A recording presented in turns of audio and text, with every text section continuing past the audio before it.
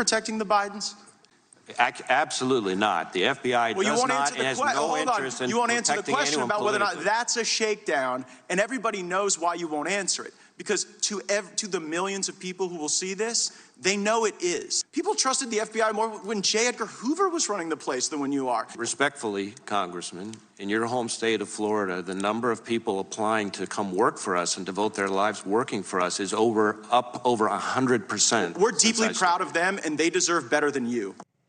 The tone of the hearing was set in opening statements made by Committee Chair Jim Jordan, who accused the FBI of a litany of abuses ranging from suppressing the Hunter Biden laptop story to retaliating against whistleblowers and a number of other allegations that have either been debunked or for which multiple investigations have actually found very little evidence.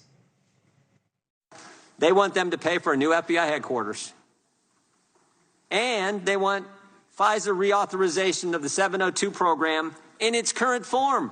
It's in the director's opening statement.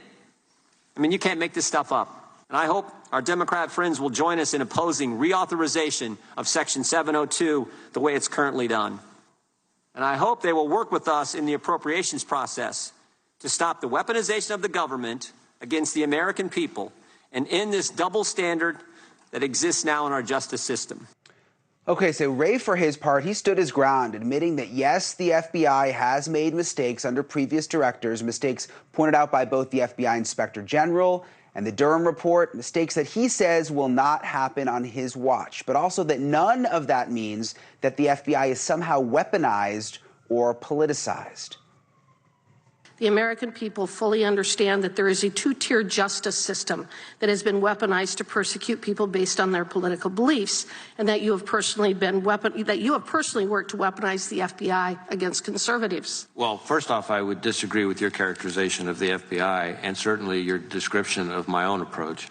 The idea that I'm biased against conservatives seems somewhat insane to me, given my own personal background.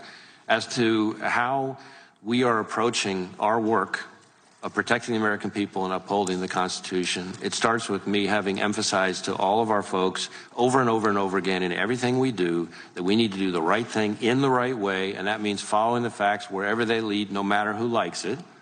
Now, put aside the fact that Wray's a Republican appointed by Trump and that the FBI has never had a Democrat head the department ever.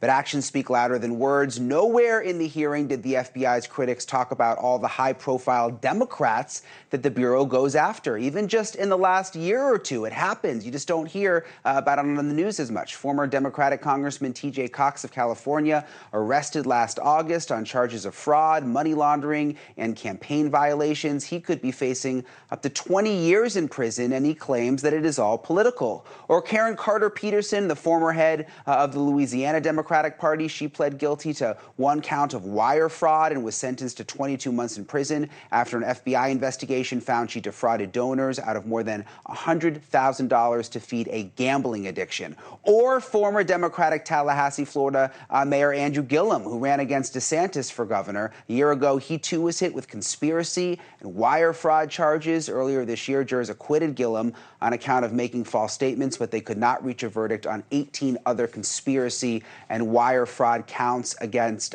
both he and a co-defendant. And he maintained that the FBI investigation and prosecution is political. He even called it a witch hunt. And did you even know that the FBI is actively investigating a prominent Democrat U.S. senator and his wife, and looking into whether Senator Bob Menendez of New Jersey, chair of the Senate Foreign Relations Committee, and his wife accepted lavish gifts like a Mercedes-Benz, a luxury apartment in Washington, money and jewelry, all in exchange for political favors. But you see that these investigations, they just don't fit the narrative. The left-wing media and politicians have no interest in exposing their own. And it certainly doesn't fit the far-right echo chamber that the FBI is just somehow out to get Republican political leaders. But here on this show, you watch it, Dan has pointed out those investigations over and over again, and we've also pointed out that the FBI doesn't always get it right, while also understanding that you can make both points. That's how it works, without vilifying law enforcement. It is a topic